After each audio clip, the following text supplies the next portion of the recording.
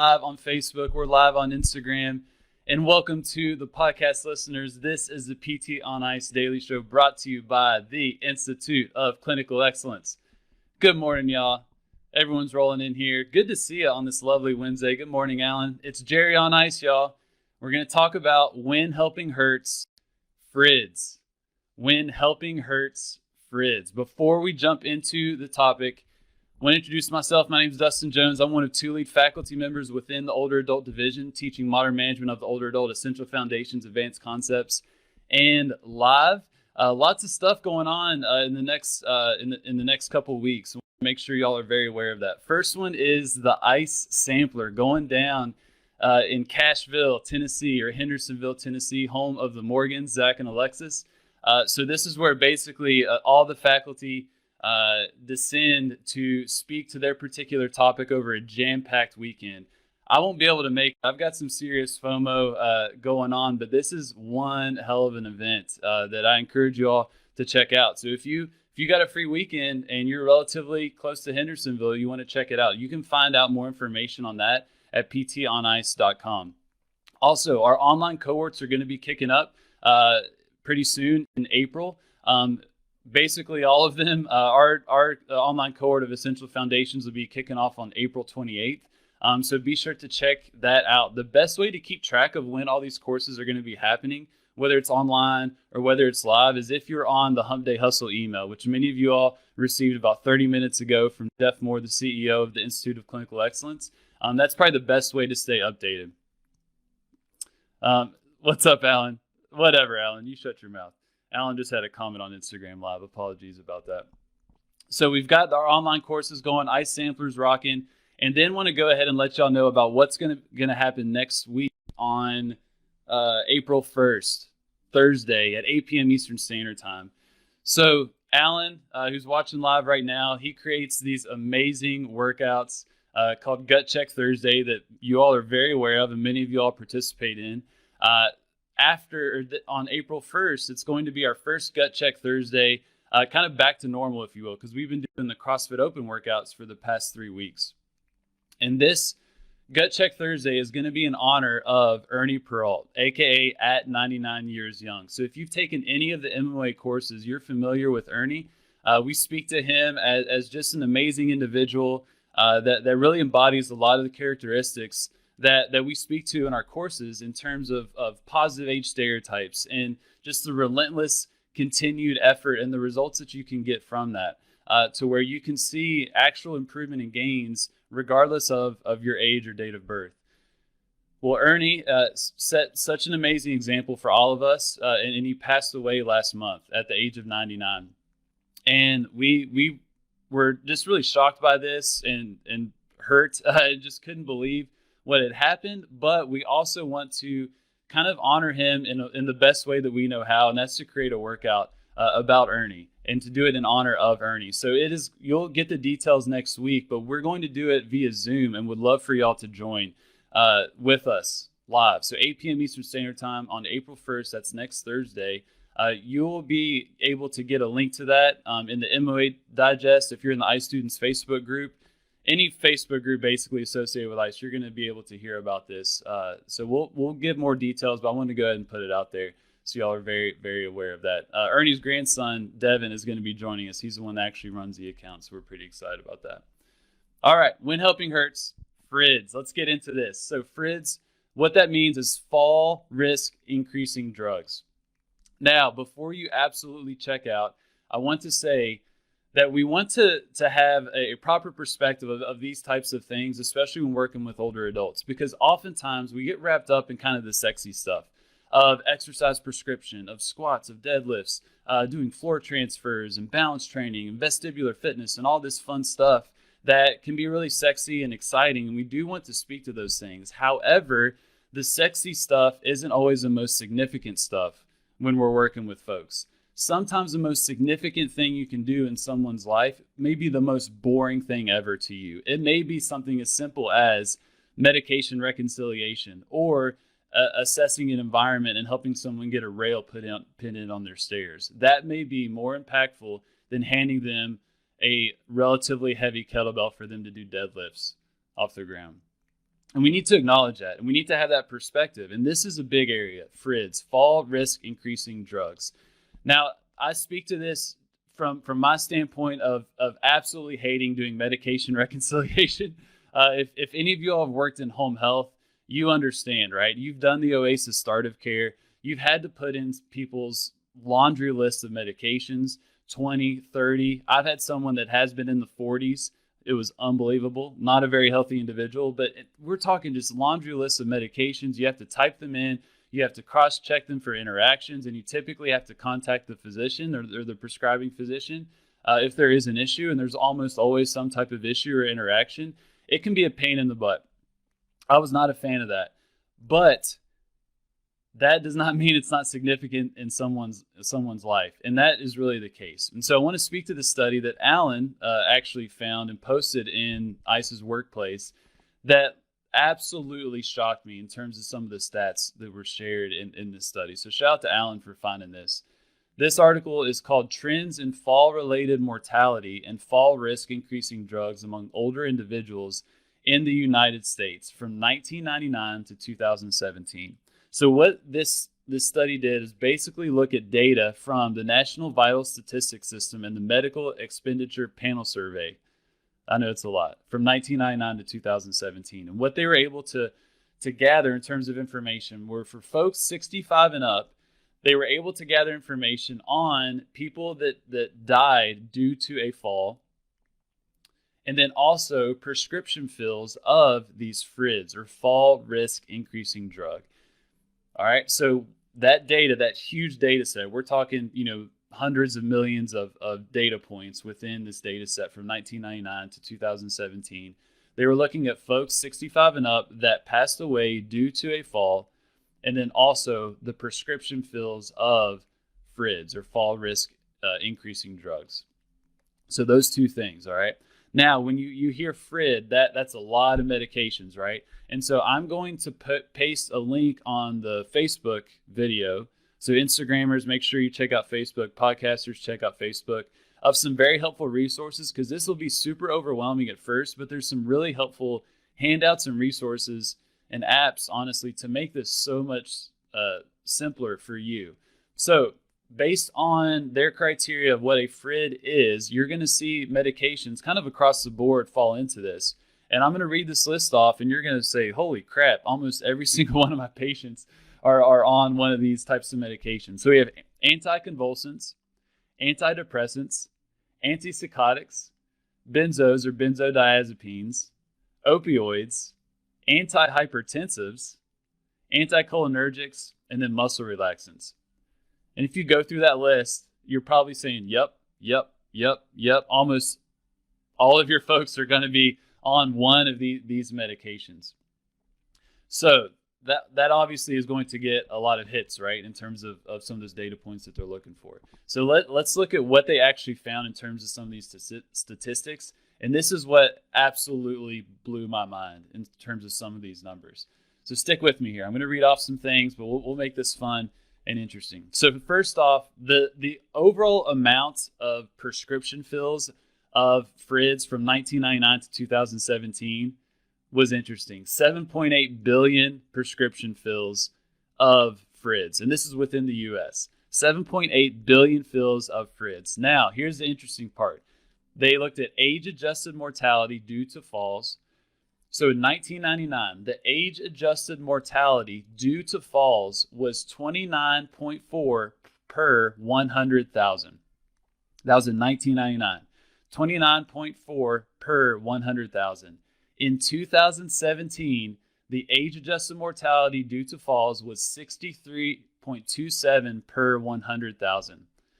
63.27 as compared to 29.4 in 1999. That is a rather significant increase, my friends. To be exact, it's about 115% jump from 1999 to 2017 in age-adjusted mortality due to falls. That's crazy. And this is a crazier stat right here. And this is the one that I literally could not believe this, even though we probably sense this to some degree in working with the people that we see, is that In 1999, the number of people 65 and up that received a fall risk increasing drug prescription fill, or a FRID prescription fill, was 57%. In 1999, that was 57% of folks 65 and up had a fill of a FRID. In 2017, that number is 94%. Let that sink in a little bit. 94% of people 65 and up have received a prescription fill of a fall risk increasing drug. That's nuts. That was in 2017. That's up 65% over roughly that 20-year period. That's crazy. I don't know how y'all feel about that, but I saw that number and it just absolutely shocked me. But I think the interesting thing is that you all may feel this with me, is that you work with these individuals, you see their medication list, you do their med reconciliation. You're constantly seeing folks that are relatively sick, especially if you're in acute care and a SNF and home health. Some of these areas where you are doing lots of chart reviews and kind of digging through, 30, 40 pages of someone's medical chart, that you get so used to the long list of medications that you assume that older adults are just sick in general, that they're just going to have 30 medications, which is not necessarily the case, right? You forget that there are the unicorns out there that are relatively healthy and relatively normal. And so I kind of had that in the back of my mind, but to see a number to this, that 94% of folks 65 and up had a FRID fill in 2017 just absolutely blew my mind. So these are some crazy stats. It's pointless if we don't actually have some actionable steps to them, right? So let's talk about what this means for us in working with folks that are likely on a FRID or have had a FRID fill recently. I think the first thing to acknowledge is that taking a FRID or a fall risk increasing drug is not bad in and of itself. This study and this podcast and video is not meant to demonize FRIDs. They do have their rightful place and they can be very, very helpful for individuals. So taking a FRID is not bad in and of itself. We want to think about risk versus reward, right? When applying interventions. Prescribing physicians think about this. We need to think about this with exercise prescription as well. We talk a lot about this in MMOA in terms of exercise prescription and where we want to get the most bang for our buck, but also minimize the risk. And the same thing for medications. They're going to prescribe these FRIDs knowing that there is some risk associated with it. And sometimes the benefit of that particular medication far outweighs the increase of a risk of falling. And that is okay. And that is perfectly fine. However, we need to be very attuned and aware if they're actually getting the reward from that FRID. And that's the tricky part, right? And the negatives are outweighing the positives. And this goes into point number 2. You, we, me, everybody needs to embrace our role in the screening for falls risk. We have an absolutely huge role in falls risk screening. We speak to this in MOA and introduce people to the STEADY, CDC's STEADY, which is short for Stopping Elderly Accidents, Deaths, and Injuries, which is like typical government branding, right? But it's a very helpful resource that's not physical therapy specific, but just geared towards healthcare providers, regardless of settings. It basically gives you an algorithm of what to look for to identify intrinsic and extrinsic risk factors for people that may have a fall, and then what you can do about it. And this is a great resource that will be linked on the Facebook video with this podcast episode that I encourage you to check out if you have not yet. But you will look at that algorithm and think, oh my gosh, out of everybody that interacts with these people, I am the best equipped to help them. I am the best equipped to screen them for some of these risk factors, especially in the context of your education, of your perspective, but then also the amount of time that you get with people and how frequently you interact with people, and then how long in terms of a period of time you are spending time with folks. That is something that we can definitely leverage and we want to leverage. So the STEADY is going to be very helpful, and within the STEADY is medication review or medication reconciliation. And that's something that we don't want to ignore. It's very easy to just kind of put that on the back burner if you're not interested in this stuff or feel like you don't know a lot about medications. But you need to put a high priority on this, because for many folks, that medication prescription of a FRID that is not helping them, it's causing more issues than helping them. That's something that we can identify and speak to a pharmacist or a prescribing physician. Because the issue with a lot of these FRIDs is they're prescribed, and what happens for a lot of people after the prescription? How often is there a follow-up on the effectiveness of that medication? How big of a gap is there between some of those visits or the follow-ups, right? It's pretty huge. For a lot of people, it may be 6 months. It may be even up to a year. And what we often see that over time, these FRIDs are not adjusted, assessed, or even discharged when they may need to be. And so it's very difficult, especially if someone is lacking a solid primary care provider, that their medication list is kind of put through the lens, the critical lens that we want to be able to provide. And this is where you have a very unique role, that you can ask people, all right, I see that you're on this benzo. Do you feel like this is helping these particular symptoms? Yes or no? If not, well, let's look at, you may be able to come off of this or reduce that dosage. And you're not giving that, recommendation. You're just saying, hey, we may want to talk to your PCP or a pharmacist to kind of get the ball rolling there. That is huge. And sometimes that's going to be more valuable than doing any bit of Therax or manual therapy for these individuals. So number one, taking a FRID is not bad in and of itself. Number two, embrace your role in falls risk screening. And then number three, falls risk screening is not an event, it's a mindset.